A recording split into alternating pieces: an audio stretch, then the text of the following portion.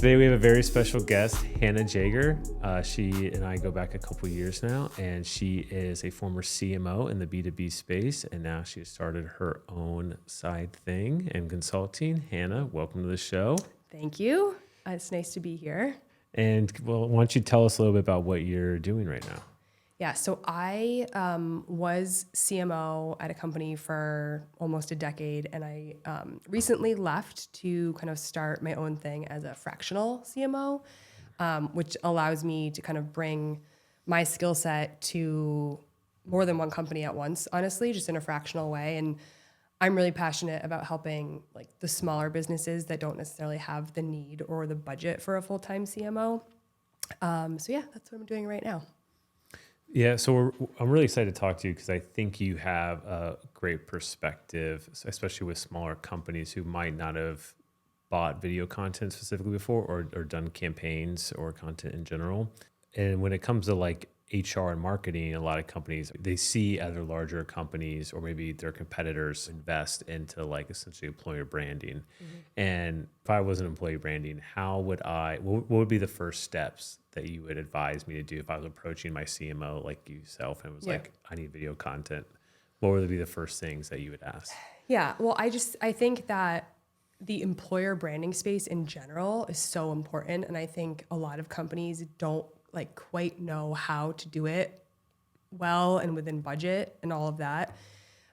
In my experience, employer branding is like a gray area because you have like the HR and the talent acquisition team that, you know, have their own set of responsibilities. And then you have the marketing team that is often being tasked with focusing strictly on revenue generating activities. And so then where does employer branding get left? Like the HR team doesn't really know how to do it.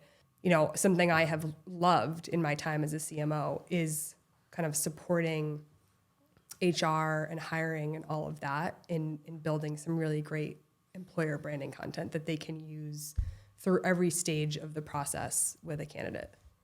So when you were a CMO, who was in charge of sort of the video content that the employer branding was? Did you end up taking that on? Was it like a collaborative thing? So ultimately, me and the marketing team owned it. We were kind of the people saying, I think you guys need this. I think we all need this. You know, no team can operate in a silo and be successful, obviously. So it was a lot of like making sure that we are fully aligned with the HR team about what are their goals. Like, what are your hiring goals? Is it to hire X number of salespeople? Do you want those to be seasoned salespeople or junior people? Because regardless of what the answer is, like that, those two groups of people need like different content for them, like content that answers questions about what the first year at the company might be like, things like that. So just making sure we were kind of like always aligned. But yeah, it was something that the marketing team owned. In our experience with working with a lot of in the employer branding space is we find ourselves speaking with someone that have no background, and it's like almost as if we're like just having to educate them on like what creating content works. And then I feel for like some of those clients, those people in that position, because they really probably should have someone from marketing helping out. You saying that was making me remember a time, probably the first time that we worked together, and we came from two, like we didn't know we both would be there, and then we and like. I just remember you being like, oh, Hannah, like you got this together. Like I was a person off camera, like doing the interviews of the personalities. And I was really trying to create the experience for the employees that we were including. And I could also never be an HR person. So like, we can't expect people like HR leaders to necessarily be content creators, like you said. So that's why I think it's really helpful for someone with like a marketing and branding mindset to help facilitate that type of content. Yeah, it's also nice on the production side because they'll be like, whatever you think. And I'm like, but it's for you, right? Like what do you want? Like what, like I could go anywhere with this, right? Yeah. Or like, so I think that'd be great too. In that same vein, I think I think an interesting thing, especially in the corporate world, is trying to, I guess, have it not feel like a corporate video, but also make the messaging with corporate video feel believable. Employer branding is all about selling your brand to a future employer, but normally that comes out dry or unconvincing. And do you have any, I guess, like advice or tips from the Yeah. marketing side for an HR representative to go about that? I mean, obviously, I care so much about storytelling. I think it's so important, but it has to be authentic because, like, the way we all consume content these days, it's like very easy to spot when something is not authentic. So, and every company is different. Like, every company has a different personality kind of woven into the fabric of it. So, I just feel like going into building any employer branding content, you have to really think about like what are the goals? Because like if I'm making my first one, let's just say I'm a company, yeah, I'm going to invest in some employer branding video content this year. You could go so many different ways, but like at the end of the day, like let's focus on the most important thing. Is it a personality based video, really showing the personality at the company? Is it talking about the perks at your company? Is it talking about the like learning and development opportunities? Like there's so many different things that you could talk about, and you cannot squeeze all of those things into one or two videos. So it's really about just deciding like, what's the key goal here? What's the biggest need? I personally love the personality focused videos. Like if I was looking for a job, like that's the type of stuff that I would be looking for. Like, okay, what is this company like really like? Like, let me hear it from the people who work at that company rather than like a branding agency Or and stuff. or like a model with a script. Yes, exactly. Pretending to Yeah, work like there I want do their to thing. see the like real people. And so we talked in the past that you sort of, when you were helping out HR departments, you had like a toolkit. Like you would give them sort of like what you guys would call a toolkit. Can you kind of describe on what was in Yeah. that, like what that cover? Something that marketers do is like nurture strategies. Like how do you nurture leads? Like let's just say you're supporting a sales team and you have a lead, and you're not going to just hand it over to sales right away. Like here's this lead from marketing. You want to nurture them over time with related content that is relevant to whatever they're trying to do. So taking that strategy of like nurturing leads, I've then worked with HR teams to say, like, here's a toolkit of employer branding content that you can use to like nurture the relationships with these people you're talking to. So, because again, you can't ask an HR professional, as amazing as they might be, you can't ask them to like necessarily have that marketing mindset. So an example would be, let's say the marketing team had created some employer branding like video content, and then we also designed some infographics that talked about like what a typical first 90 days looks like, or what a first year kind of roadmap might look like. We would then kind of advise the HR team on like, here are the different things that we have for you to use, and like, here are some strategic ways to use it. It could be that as soon as you have a conversation with a candidate, you're sending them an email with a link to whatever, or it could be that you're sharing it on LinkedIn. Like there's so many different ways, but you know, rather than just like handing over a dump of content to them, like I'd rather advise them on like strategic ways to use it. We talked about the importance sometimes. I think this goes for all content, not just in the HR space, but like, especially I think with branded content and employer branding, it's like you can't always give a direct to sell equation for the success of a video or a photograph or any kind of marketing campaign. So for other CMOs out there that might be struggling with this with their own financial decision makers, what advice would you give them if they're trying to get approval for something that might not have a direct ROI?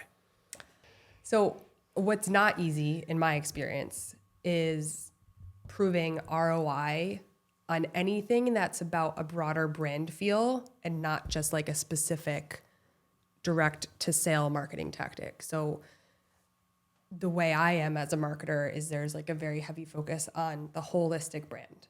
So like, you can market a million different ways, but like, how is the brand, like, what's the brand narrative? Like, is it in a good place before we actually do all this brand awareness stuff? And so, same goes for employer branding. Like, you can't say, well, if we spend this amount of dollars to create a video that is high quality, it's going to result in X, Y, and Z dollars of ROI. Like, there's just no way to say that. So generally the metrics that we would look at are like, did this increase referral rates? Did this increase application rates? Has it impacted retention at all? So there's a lot of different ways. It's really like individual by the company, but I would be the first to say that it's like not easy to prove ROI on that. Let's say they're doing a campaign and they're not in that video itself, they're not actually pushing a specific product or service. How would you recommend you view the results, whatever they may be? Like, what are the metrics that you think for something that isn't like a direct to sale? The majority of my experience as a CMO is in B2B professional services. And so again, that's not a product. It's an abstract service. It's a personal relationship type of thing. And so what I would always talk to our salespeople about is just having not having a transactional mindset, meaning like a lot of this marketing content we're creating is not about selling anything. It's literally just meant to educate and advise and build trust and credibility over time. So like, maybe there's not a sale on the table right now, but 6 to 12 months from now, when there might be a sale on the table, like you can go back they'll remember, oh, this company, I remember, okay, they shared all that like really helpful content with me and stuff like that. So it's just a long game. Like I love data. Like, I'm a metrics gal, but like there are certain things that you cannot tie to a specific number. And that is also very frustrating, but it's the reality. So let's say I'm a CMO, I'm in the room, I've got this idea. I'm picturing it. Yeah. Okay. So I'm in the room. I know that I'm not going to have good metrics for sales for this like content. I don't have any good examples. Like, what is like, how should I approach that conversation with the financial decision makers? You have to know who your audience is. Like, who are the people that I'm presenting this to, and like what makes them tick, and like what are the challenges involved there. So like, kind of like knowing what the communication style is. I think also just being like very clear about your goals and why you in that moment feel that employer branding content is so important. You could pull out an example. So let's say as a company, like, that you have a lot of people applying for jobs and then they're not converting. You're losing them somewhere in the process. Like, that's a challenge that you need to address somehow. And I think authentic kind of like educational content about the company would help that. So like, that's an example of like, okay, here's what we're facing as a company. Here's how this can address this. I know you talked before about employee referrals, retention, and then just a number of applications can be sometimes a good measure to stick to. If you're doing employer branding. And I also just think like being able to share industry data points, like, hey, content with videos gets shared X times more than content without videos, stuff like that. So another topic I would love your perspective on, because I find this interesting personally, is like all of our social media platforms are built for the individual, right? And like the profiles are made to be individuals, but you also, to be competitive, need to have, a brand, or a corporation needs to have also a voice on these socials, but it's not really made for a company like to be on. So what would you recommend? Like, how do you give a company a voice, whether it's an HR, just a branded team, or like as a whole? That's a good question. I love when companies, like, I think you mentioned at one point, just like taking risks in that regard. Like, I love when companies like choose to just really lean in hard to like an interesting personality. So I think we were talking about, like you said, Wendy's Yeah, on like Twitter. Wendy's mean tweets, or not mean tweets, but like they just don't back down and talk basically smack about Yeah. other competitors on it.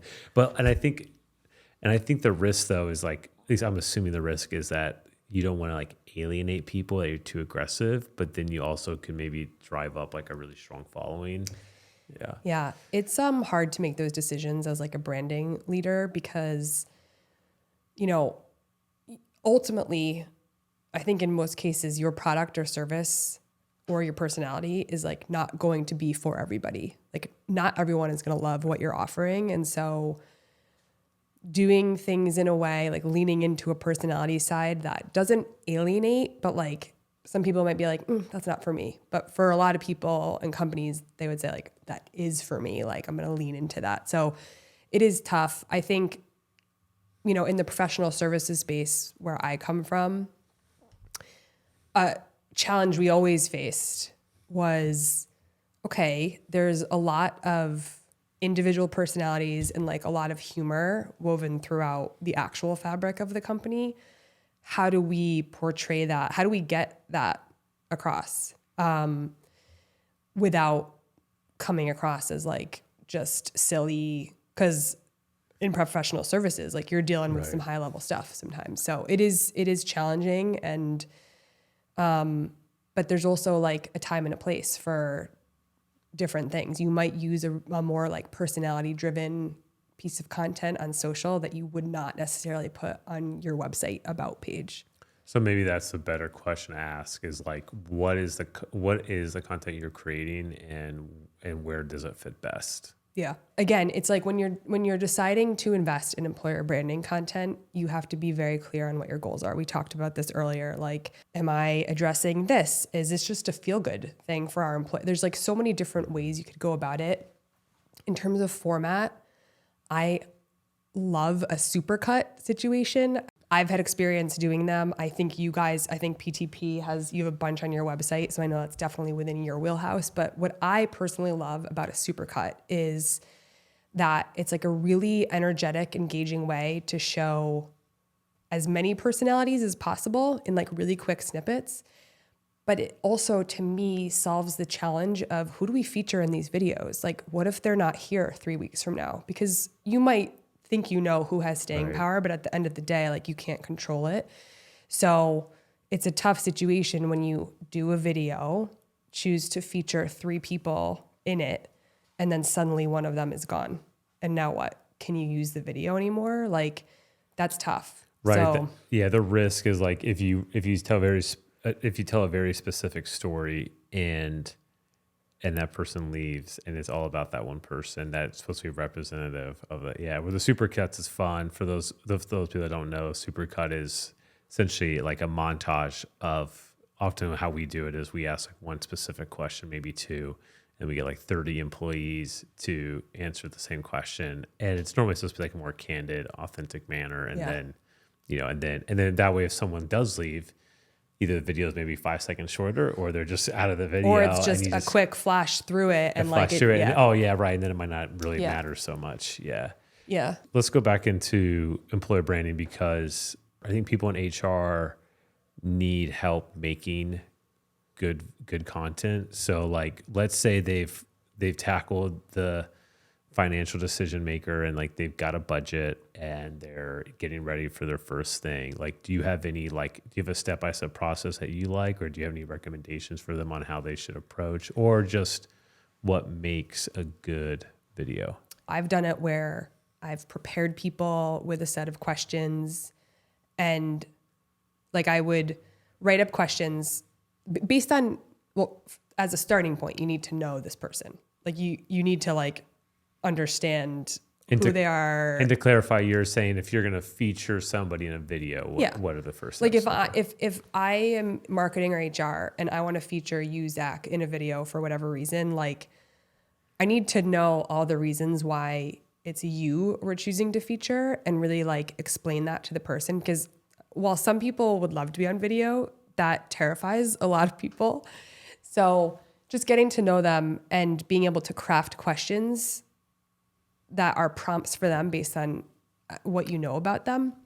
So I've done that.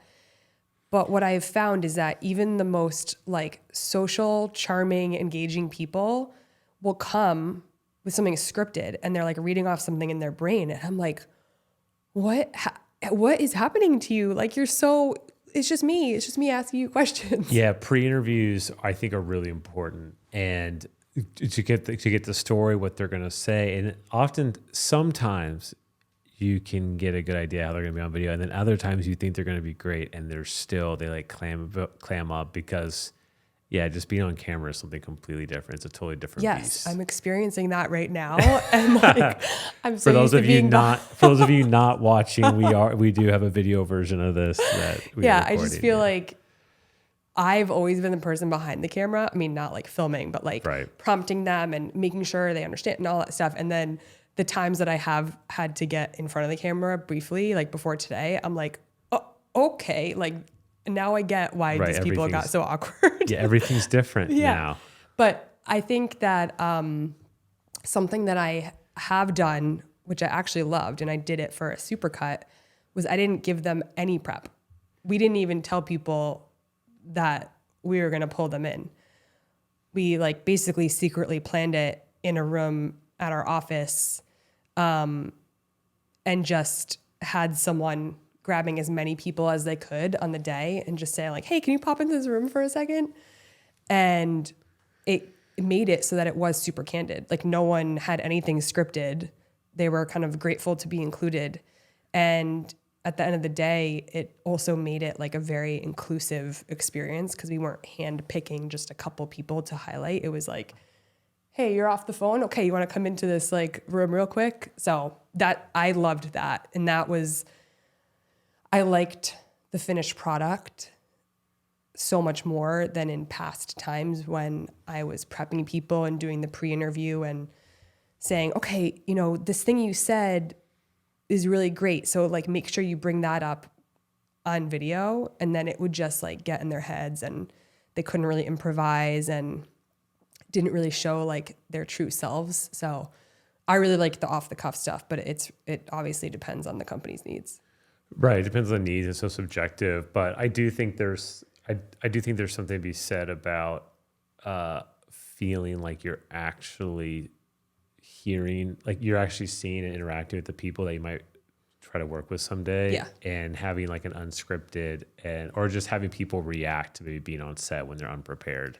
That's like something we're trying to implement a lot more with some of our work is that it's like what if we just hit record as soon as they walk in? Yeah. It's like, I love that stuff. Yeah. And it's like, let's just have them react. Let's because a lot of people, this is a whole new thing, especially in HR. And, and so far we've had like a lot of good feedback from that. Yeah. I just think like people are good at like spotting fakeness these days. We're so much content and like the audience is so much more intelligent. Yes, and like more intelligent, but they're more aware. Yeah, sorry, they boomers. just have that wasn't be a slight at boomers. We all just have access to so much information.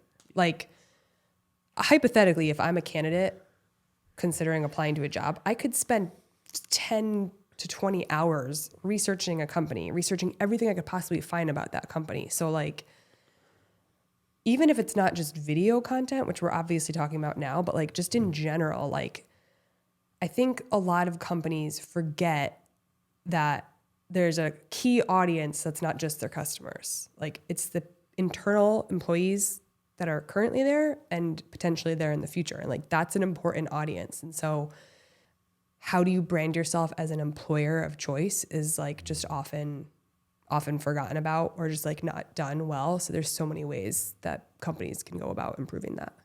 If I'm trying to have very strong retention and I want to look like a place to work outside of obviously the benefits, like what would you say? Like I care so much about websites. There's some people who are like, my clients aren't going to look at the website. Like maybe, but new people will. Like I feel like a company's website is oftentimes the first impression, and you can never go back and change your first impression. And so That's not true. I read it takes roughly 75 to 77 new impressions to debunk the first one if okay. it's in. Good to know. Got it. Okay. So they would just have to revisit the site Yeah, 75 so more many times. That's interesting, though. I never thought about a website being for candidates as their first impression of where they, and probably something where it's like, if they were apply there or they get a job, they're like going to show their family and friends, like, this is where I work, and they send them the website. I sometimes will see companies that I know the inner workings of the company. Like I know the founders, I know the whatever, like I know what the personality is. And then I'll look at their website and there's some like really stiff stuff that does not match what the actual personality is at all. It's just that they were probably told they need videos at some point and they didn't really know what to create. And they just kind of made some explainers, but in my opinion, it didn't really match kind of like what the real personality is. So, yeah, I personally just really like the personality driven videos. It's also helpful, not just people you're hoping to hire, but when you have new hires, when you're going through the onboarding process, like when you're being onboarded in a corporate job, like you're going through so much stuff, like benefits and like employee handbook and like corporate stuff, but having the content that kind of reminds people like who we are as a company, like what are our operating principles, like what are the development like stuff like that is just a really good reminder for existing employees too. Do you have an example of what like kind of a reminder video would be like? I know we just worked with someone, and one thing that they're doing is like a milestone video. So it's like congratulations for being here 90 days. And then like 150 days, it's like, remember, here at XYZ, we are doing this and that. You know what I mean? Yeah. And a founder's video that they don't give them right away, but they give them towards the end. Whenever they get the first chance to meet the founder, they do like they're doing like a founder's video on how it got started, but in like a tongue-in-cheek way. Oh, interesting. Yeah. So I don't know. I was curious if you had like. I don't think I have any off the top of my head, but what I do like that concept because I think the bigger the company, the more separation there is between like founder and CEO and everybody else. Like if you're at a smaller company, you might see the CEO every single day, but like the more separation there is, the more important it is to like be reminding the employees of who's making the decisions, why. Like I hear people all the time complain about lack of transparency. Where is our company going and why? Like there's a lot of people who, whether they're lower in the totem pole or what, but they're just like not getting that information. And They I think want to know that their work is going to lead to something or know where they're going. Yeah, people like you can't, this is my opinion, but like you can't do your best work if you don't understand the why. Like anytime I'm supporting and managing a team, like they need to know exactly why I'm telling or asking them to do X, Y, and Z and like how does it impact the business. So I think content that features founder, CEO, whatever, like for internal employees, I think that when done well can be very helpful. I've also seen it like not done well, and so that can be detrimental. So it's worth putting thought into it. Any more advice on bridging the gap between HR and marketing? No, I just think that it's important to work as partners. If you're operating in a silo and creating this type of content and it, for whatever reason, doesn't match what the HR and talent acquisition team is or what the CEO's outlook is, like it's just not going to be as valuable. And one last question I just thought of, when is it time for HR to get marketing involved? Early in the process. Very early on, first thing. So as it relates to employer branding content, I would suggest that HR is talking to marketing up front about like, hey, here's a challenge that we're having in hiring or retaining or whatever, or here's a new initiative that we're launching as a company. So a new DEI program that is going to really elevate the employee resource groups and stuff like that. Like just going to marketing with those goals Because if we don't know those, if we as marketers don't know those goals, then we can't really provide or create the best content. I do also think marketers are probably more likely to have ideas on how the content should look and then potentially have more contacts in terms of video production and all that stuff. So, and of course, there might be a ton of HR people out there who like are pros at this stuff, but like, Right. you know, obviously a marketing mindset is different. So, but yeah, early on in the process, work as partners. That's my suggestion. Demystify branded content versus employer branded content.